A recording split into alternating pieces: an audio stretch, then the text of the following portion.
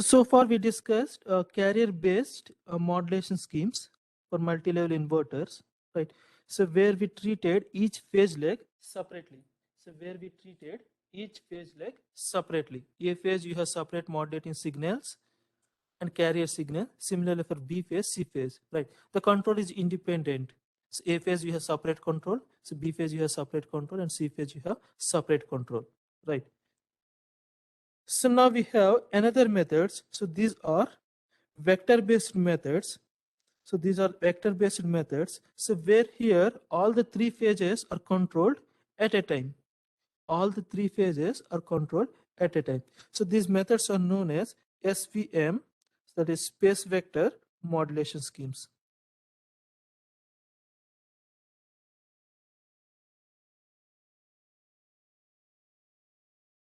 So these are known as space vector modulation schemes. So each inverter is having some voltage states. Each inverter is having some voltage states. So those voltage states will convert into vectors, right? So those vectors are rotating. So based on the magnitude, so that we need to extract from the inverter. So based on that, so we will select some of the vectors. So from the vectors, we need to turn on the appropriate switches. So that will be the brief idea of the space vector modulation. So, but that's not the simple thing, right? If you remember that, so how you have done the space vector modulation technique for two-level inverter.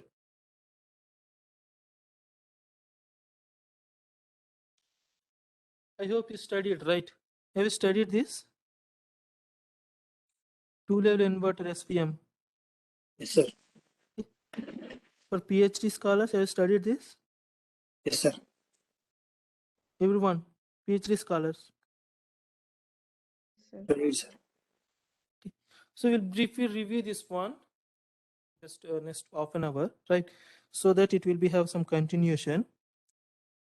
So each two-level inverter, so how this space vectors are generated, so that is from the voltage states of the inverter, right? So that is generated from the voltage states of the inverter. So we have this popular diagram, so which is generated from the 180-degree mode of operation. It is generated from the 180-degree mode of operation. So here the inverter, the fundamental frequency, right, or the fundamental, the 360 degrees, we are divided into 6 parts or 6 modes, right? So we have this mode 1, 2, 3, 4, 5, 6. So we have 6 modes, right?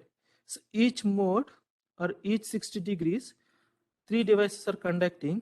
So whereas here 561 are conducting, and in the next 60 degrees, 612 are conducting. So where here the 561 and 612, so this 5 will be the outgoing device, and the 62 will be the incoming device, and the 612 are already in conduction, right? 6 and 1 are already in conduction, right? So each switch is conducting for 180 degrees, so therefore it is known as 180-degree mode of operation.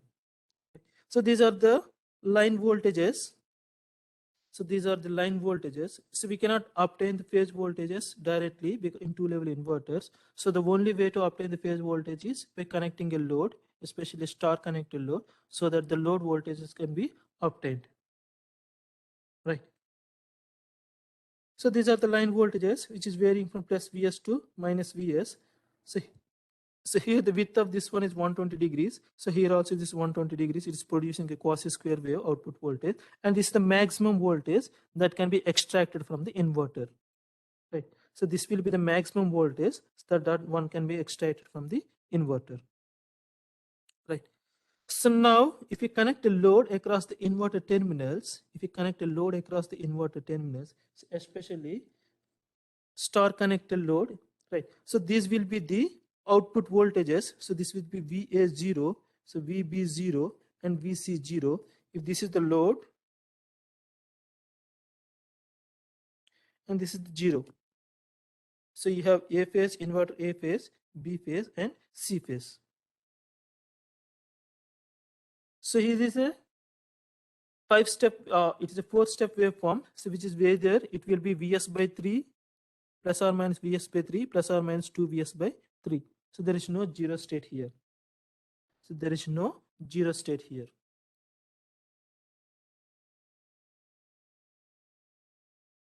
So these are the instantaneous load phase voltages. So these are the instantaneous load phase voltages, right? So our space vector generation will start from here. So our space vector generation will start from here. So let us assume that this is VA0, so VB0 and VC0.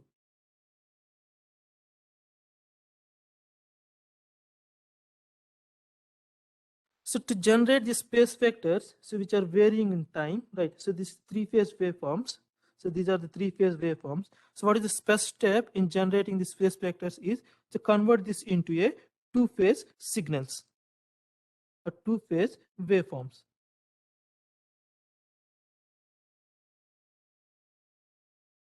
So when you have two-phase waveforms, right? So which is having a 90 degrees phase shift, which is having 90 degrees phase shift. So in that case, so those waveforms or those signals or those things can be represented in complex plane, right?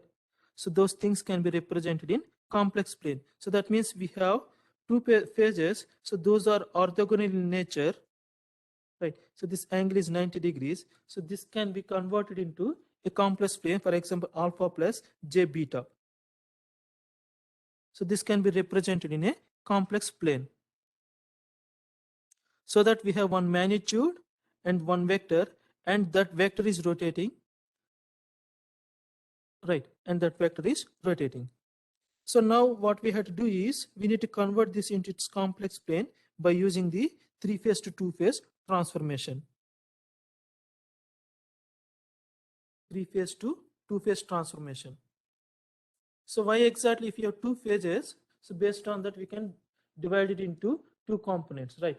So that will. So what is its two-phase? Three-phase to two-phase transformation. So what kind of axis transformation we prefer to use? So which one we preferred?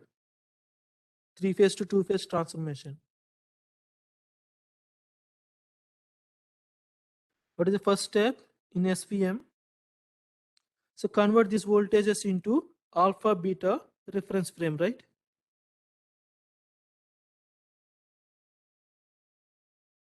Have you gone through these reference frames? Yes, sir. Okay, right. So what is the alpha beta reference frame?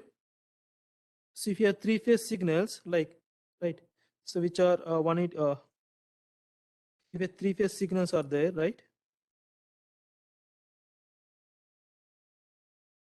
So these are three-phase signals. If you're using this alpha beta, we can convert this into two-phase signals like this. So this angle is 90 degrees. So this is alpha and this will be beta. It means V alpha here and this will be V beta, and this angle is 90 degrees. Right. So what is its conversion? So let us assume that this is V alpha of t and this is V beta of t, which is equal to some transformation coefficient. So this is 2 by 3. So what is the matrix here? So it will be 1 minus 1 by 2 minus 1 by 2 0 root 3 by 2 minus root 3 by 2. So what is the other hand you have? So VA of 0 of t, so VB of 0 of t, and VC of 0 of t. Right? So this is known as transformation coefficient, right? So this is known as transformation coefficient. So why we are using, what is the other coefficient you have? What is the other possible coefficient?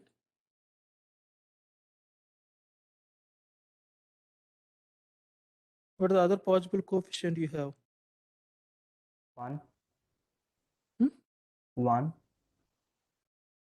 Have you studied these things? Literally, I have wonder. Have you studied this axis transformation?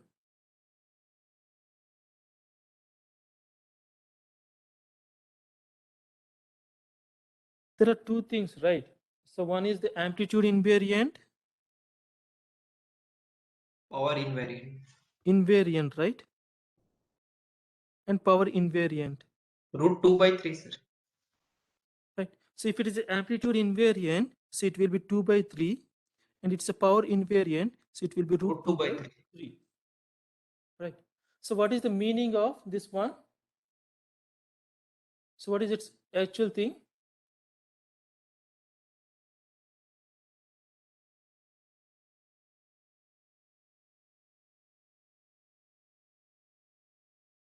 So meaning is, for example, so you have VA, so V equal to something, so VM sine omega t, so VB, VM sine omega t minus 120 degrees, and VC, which is VM sine omega t minus 240 degrees. So this is the original three-phase equations. Okay. So if we convert this into alpha beta frame, so with 2 by 3 as coefficient, so that is V alpha you have and V beta. So what is V alpha? So what is V alpha?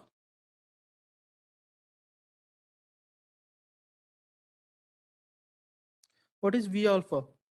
VA minus If it is amplitude invariant, right? So amplitude invariant. So whatever this amplitude is there, right? This amplitude is Vm, right? So this is retained same. So that means Vm sine omega t, right? And the next one, so which is lagging by 90 degrees, Vm sine omega t minus 90 degrees. So this is the meaning of amplitude invariant. Right. So we have another one. So that is V0. So this is in fact it's alpha beta 0 transformation. So this V0, if it is a balanced supply, so its value is 0. So originally you have, so this is the one.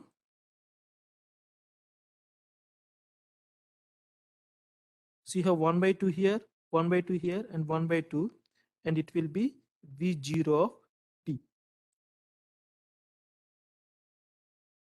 Since it's a balanced supply, so 1 by 2 into VA0 plus VB0 plus VC0, so that is 0. So that's why we have here this all entire thing V0 is 0, and we are not using that.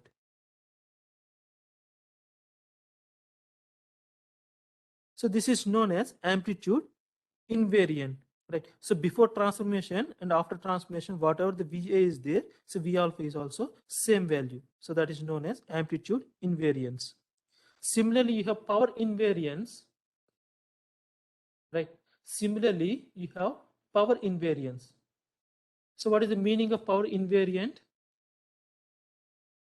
So in case of power invariance, you have, so alpha root 3 is there.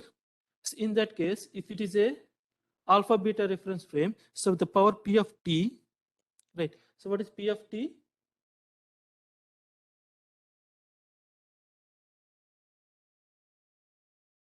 What is the power P of t? So it will be V alpha I alpha plus V beta I beta if you have V0 I0.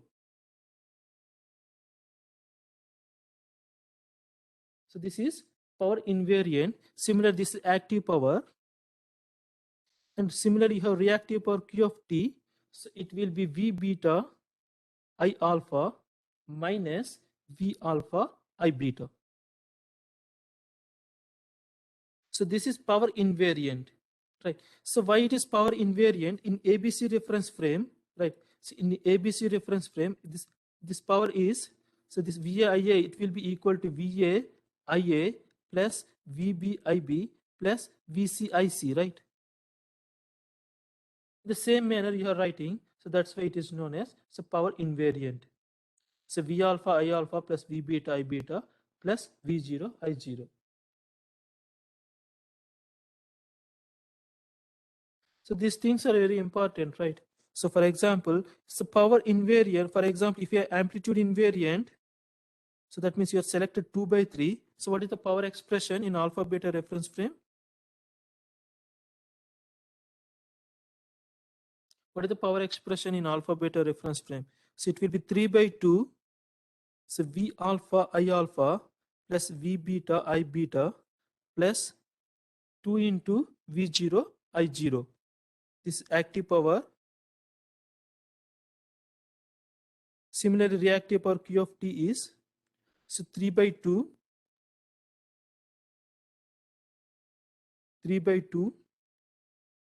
V beta I alpha minus V alpha I beta. So this is for amplitude invariant powers, calculating the powers for amplitude invariants. So additionally, you will get 3 by 2 term. So additionally, you will get 3 by 2 term. So remember, these are very, very important, right? So now the question is when to use 2 by 3 and when to use 2 by 3. So There when is to another use one classical transformation means where the coefficient is 1. which one? Classical transformation. One is magnitude invariant, power invariant, and there are third one classical transformation means where the value of coefficient k1 is 1 and k2 is I think 1 by 3. The third column, third row. Here, you mean to say that another one is 1. Yes, and coefficient is 1. Yes. That we will not use much, okay? Right. So when to use this 2 by 3 and when to use this amplitude invariant and when to use this power invariant, right? So there is one thumb rule is there. So for example, you are handling with voltages, right? You're controlling the output voltage of an inverter, right? Or if you are using a motor drive, for example, you're controlling the inverter voltage. Inverter voltage, if you're controlling, so in that case, you need to use this amplitude invariant. So that means you need to use 2 by 3. If it is a power invariant, for example, you're connecting the inverter to a grid. So where you are controlling the active power and reactive power. So in that case, you need to use this 2 by 3, root 2 by 3. Okay.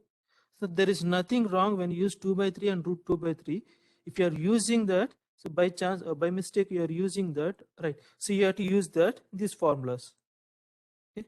So either you need to properly compensate that or you have to use this expression, right?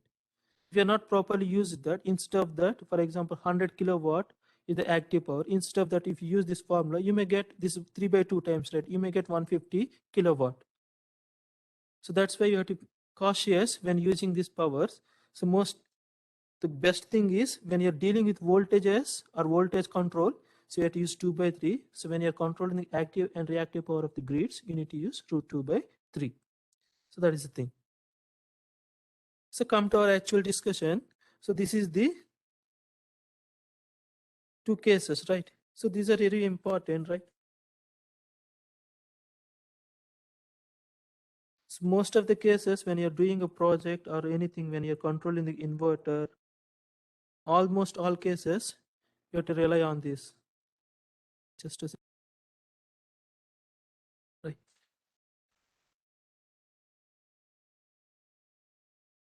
So you must know these things. Right. Similarly, we have another one that is synchronous reference frame.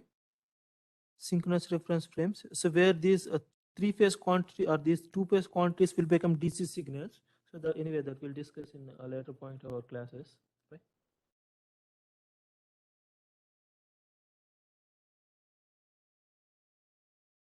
Right. So here this voltage V of t, that is the resultant voltage V of t. So this can be written in complex form. It will be like V of alpha t plus j into V beta of t.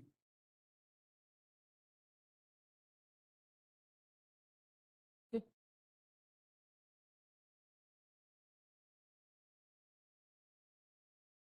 Right.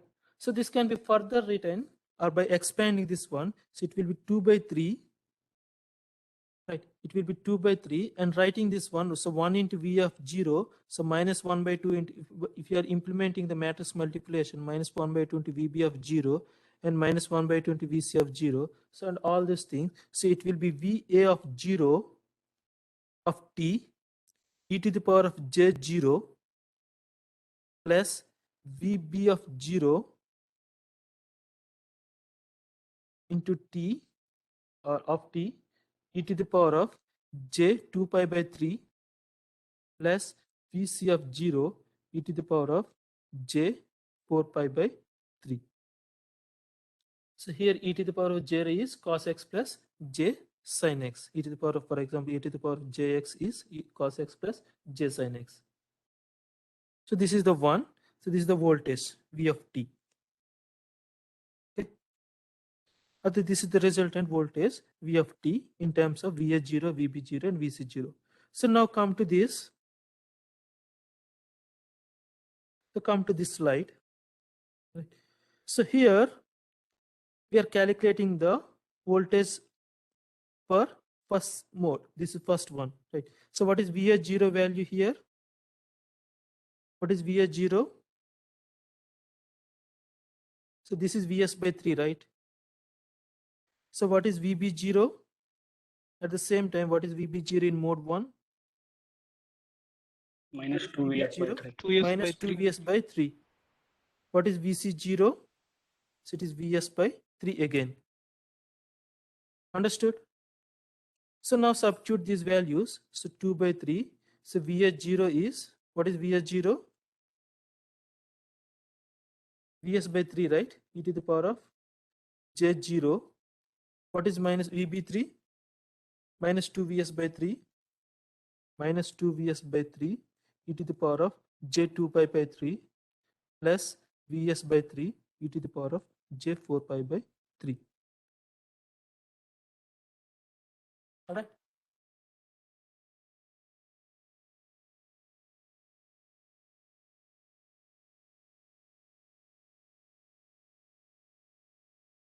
So if you're substituting this one, all these things, so you will get some value, right? Substituting all these, so you will get some value. So what exactly you will get?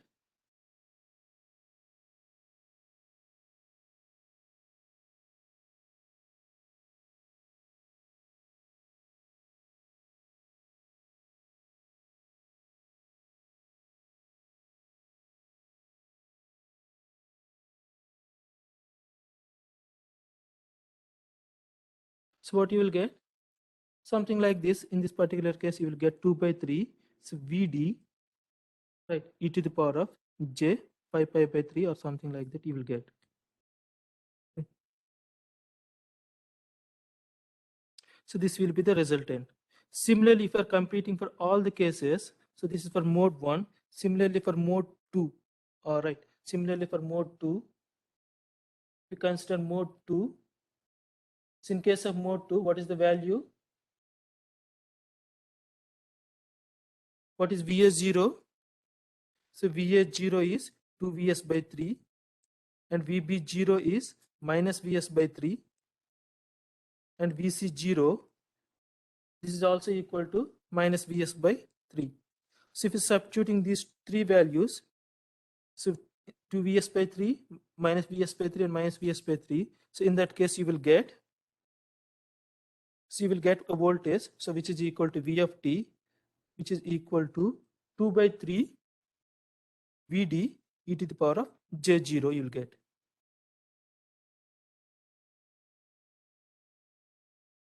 Right. So now we will name this one. So we have 561, right? 612 is there and 123 is there. So we will write the switching states here. So how to write the switching states? So we have some diagram here.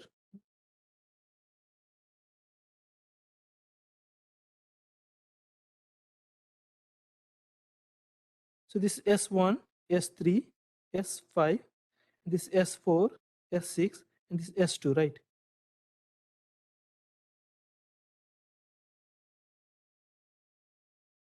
So first case, so we have 561, right? So 561. So 561 are on. So that means this 6 is on. So 5 is on. So 1 is on. Right. So we can write the switching states, right? So in some matrix form, so it will be something like this. If upper switch is on, if upper switch is on, that switch state is P. If upper switch is on, that switch state is P. If it is off, its switch state is 0. If upper switch is on, the switch state is P, right? And if the upper switch is off, the switch state is 0. So here this S1, A phase, we start from A phase, S1, the upper switch is on, right? So therefore the switch state is P. Similarly in B phase, the bottom switch is on, so that means the upper switch is off here, so therefore switch state is 0. Similarly for S5, the upper switch is on, right? So therefore this is P. So P0P, so that is switching state. In some cases, instead of the P, some may use the 1 here and 0 here. So this is also known as 101 switch state. So it is known as 101 switch state. So based on that, we have some probabilities, right? So we have 561, 612, 123, 234, 345, 456, again 561, right? Again another one. So all the upper switches are on. So that is 135. All the upper switches are on, and all the bottom switches are on. 462. So this 561. So this is corresponding to switch state P0P. Similarly for 612, what is the switch state for 612? What is the switch OPO. state for 612? OPO. So 6 belongs to B phase, right? So this is 1 belongs to A phase. So that means P, right? What is the next one? 0, 0. Agree? Is right?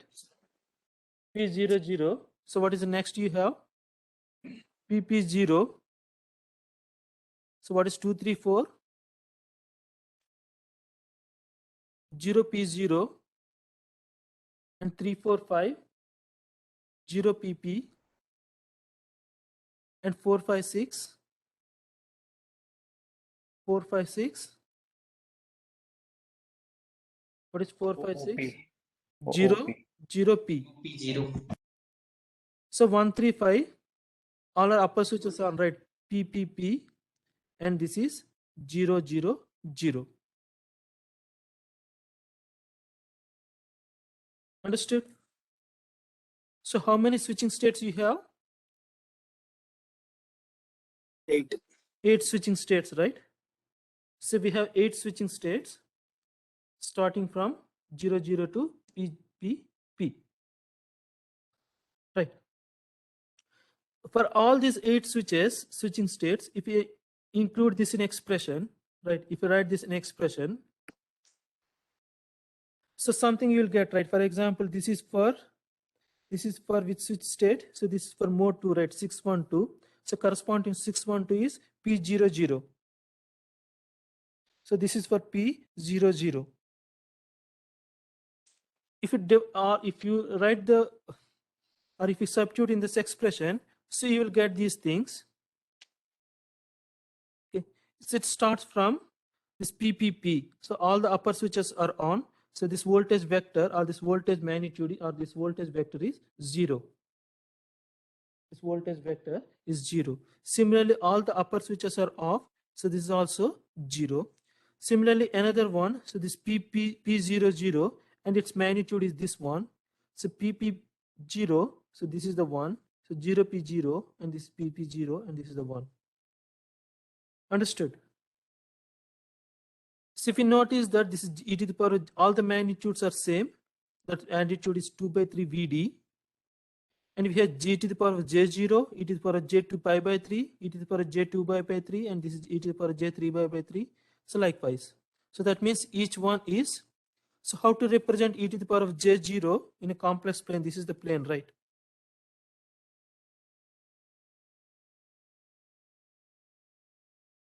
So this is the complex plane. So how to represent this one? This is alpha axis here and j beta axis here. So how to represent this 2 by 3 into Vd e to the power of j0? So it is somewhere here. So its magnitude is 2 by 3 Vd. It is j0, right? So here similarly j2 by 3. So it will be somewhere here, and this angle is 60 degrees. And this 2 pi by 3. So Vd e to the power of j pi by 3. Similarly here another one, another one, another one, another one, right?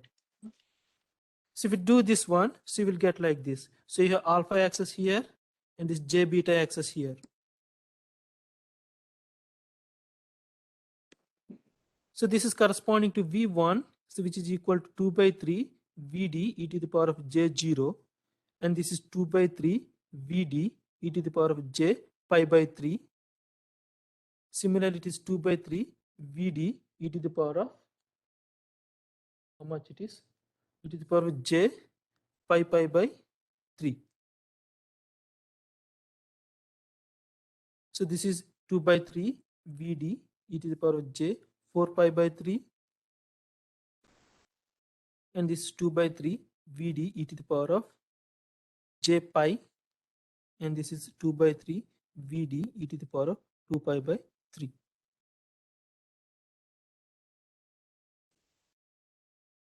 So each one is having the magnitude which is equal to 2 by 3 Vd. So the length of this one is 2 by 3 Vd. So we have 0 vectors, right? So we have 0 vectors which are placed at the center. So it's P and 0, 0, 0. So which are placed at the origin. So that means these are divided into two parts. We have 8 vectors. We are divided into two parts. 2 0 vectors, the magnitude is 0, and we have 6 active vectors. So we have 6 active vectors. And these are fixed, right? So these are fixed. So these are not rotating. So these 8 vectors are fixed. Anyway, these 2 0 vectors are always fixed, and this is also fixed. These are not rotating because alpha beta frame is a stationary reference frame. So this is stationary reference frame. So that's why it is not rotating. So this is known as the space vector diagram of the two-level inverter, right? This is known as the space vector diagram of a two-level inverter. So once the space vector diagram is generated, so next we have V reference, so which will be the inverter output voltage. So it will be the inverter output voltage, so which is need to be controlled. So this is a rotating vector. So this is a rotating vector, and it's rotating with omega. So omega equal to 2 pi f1. So where f1 is the fundamental frequency of the inverter. So where f1 is the fundamental frequency of inverter. So it start rotating like this, right? So for example, it start from origin, right? So it is try to rotate in this direction. So here it is forming a hexagon. So this hexagon is divided into 6 sectors. So hexagon is divided into 6 sectors, right? So this 360 degrees, and this is divided into 6 sectors. So that means sector 1 here, 2, 3, 4, 5, and 6. So this reference 1 is moving from one sector to other sector, right? So this reference 1 is moving from one sector to other sector, and it is making an angle theta, and this theta, so this is known as angular displacement. This theta, angular displacement. This theta can be defined as integration of this 0 to time t. Okay. So this omega t dt plus if you have some initial things, so that is theta of 0. So this theta of 0 is the initial angle. So in this particular case, if it is 0, this particular is this 0. So how much angle that is sweeping the V reference vector, so that is gives you the theta. So that is known as angular displacement, right? So this angular displacement, for example, theta of 0 equal to 0, right? If theta of 0 or theta equal to, for example, theta equal to some 30 degrees, right? So that means it should fall in the sector 1. If theta equal to 330 degrees, in that case, so it is falling 330 degrees somewhere here, right? So that will fall in the 6th sector. Okay. So that's how this angular displacement varying. So when it's moving from one sector to other sectors. So remember, all these are fixed one. So only thing the V reference is rotating. So with angular speed, which is equal to 2 pi into F1. So F1 is the frequency of the inverter that need to be controlled, or the fundamental frequency of the inverter that need to be controlled. So this theta is angular displacement. It's integration over the angular frequency that gives you the angular displacement.